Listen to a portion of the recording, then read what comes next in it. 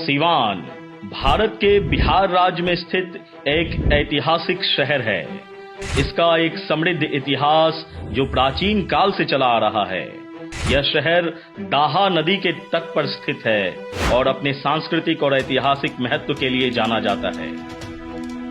सीवान संस्कृत शब्द सीशा मऊ से लिया गया है, जिसका अर्थ है शिव के तीर का स्थान। सीवान जिले का उल्लेख रामायण और महाभारत जैसे प्राचीन ग्रंथों में भी किया गया है, जो उस काल में भी इसके अस्तित्व का संकेत देता है। स्थानीय किंवदंतियों के अनुसार भगवान शिव ने यहाँ तीर चलाया था और उस घटना की स्मृति में इस भूमि का नाम धीरे धीरे सीवान पड़ गया। प्राचीन कहानी कहती है कि सीवान का हिंदू महाकाव्य रामायण से बेहद पौराणिक संबंध है।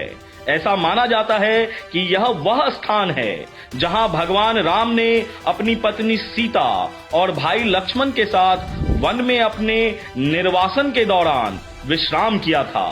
सीवान में भगवान राम को समर्पित एक मंदिर भी है। यह मंदिर भक्तों को बेहद आकर्षित करता है। यह मौर्य और गुप्त साम्राज्य के दौरान एक महत्वपूर्ण केंद्र था। इस क्षेत्र पर खारवेल राजवंश, पाल और चौहान सहित विभिन्न राजवंशों का शासन था। 1857 के क्रांति में, जो कि एक बृहद तौर पर स्वतंत्रता आंदोलन से संबंध रखता है, उसमें सीवान ने एक अहम भूमिका निभाई। एक बहुत बड़ी संख्या में बाबू कुंवर सिंह के साथ सीवान के लोगों ने कंधे से कंधा मिलाकर 1857 की क्रांति में अपनी सहभागिता दिखाई। भारत में पर्दा प्रथा के खिलाफ जो आंदोलन हुआ था, उसमें ब्रज किशोर प्रसाद जी ने अहम भूमिका निभाई थी।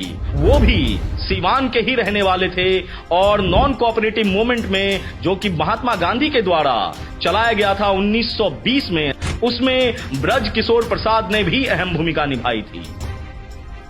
सीवान का जो सबसे मुख्य केंद्र है, वह है यहाँ भारतीय स्वतंत्रता आंदोलन के दौरान कई उल्लेखनीय स्वतंत्रता सेनानियों का जन्म होना, जिन्होंने ब्रिटिश शासन के खिलाफ बेहद लंबी लड़ाई लड़ी। ऐसे ही एक प्रमुख व्यक्ति थे यदुनंदन शर्मा, जिन्होंने 1942 के भारत छोड़ो आंदोलन में महत्वपूर्ण भूमिका निभाई थी। स्वतंत्रता संग्राम में सक्रिय भागीदारी के लिए उन्हें ब्रिटिश अधिकारियों ने गिरफ्तार कर लिया और जेल में डाल दिया था। आपको बता दें कि सीवान ही वह जिला है जहां से भारत के पहले राष्ट्रपति डॉक्टर राजेंद्र प्रसाद आते हैं। सीवान से जुड़े सबसे प्रतिष्ठित व्यक्तियों में से एक हैं डॉक्टर राजेंद्र प्रसाद। इनका जन्म सीवान के पास जीरादेई गांव में हुआ था। डॉक्टर प्रसाद ने भारत के स्वतंत्रता संग्राम में महत्वपूर्ण भूमिका निभाई और बाद में स्वतंत्र भारत के पहले राष्ट्रपति बने। वह एक सम्मानित राजनेता और देश के संविधान को आकार देने में एक प्रमुख व्यक्ति रहे। आधुनिक समय में सीवान को अगर देखें तो हाल के वर्षों में सीवान ने विभिन्न क्षेत्रों में प्रगति और विकास देखा है। बुनियादी ढांचा और कई उत्तम परियोजनाओं के कारण पड़ोसी शहरों के साथ सीवान की कनेक्टिविटी में लगातार सुधार हो रहा है और कृषि क्षेत्र में भी उल्लेखनीय प्रगति देखने को मिल रही है। सरकार ने यहाँ के निवासियों के लिए और जीवन की गुणवत्ता बढ़ाने के लिए शिक्षा, स्वास्थ्य और कई अन्य सुविधाओं को लेकर लघु उद्योग को बढ़ावा देने पर ध्यान केंद्रित किया है।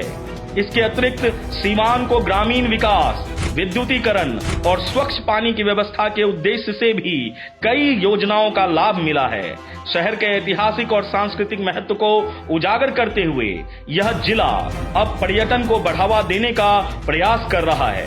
कुल मिलाकर देखें तो सीवान का इतिहास, भूगोल, स्वतंत्रता सेनानियों के साथ इस जगह का जुड़ाव और डॉक्टर राजेंद्र प्रसाद से इसका संबंध इसे ऐतिहासिक और सांस्कृतिक महत्व का एक केंद्र बनाता है। ऐसे ही एक और जिले की कहानी को लेकर हाजिर होगा मैं बिहार हूं।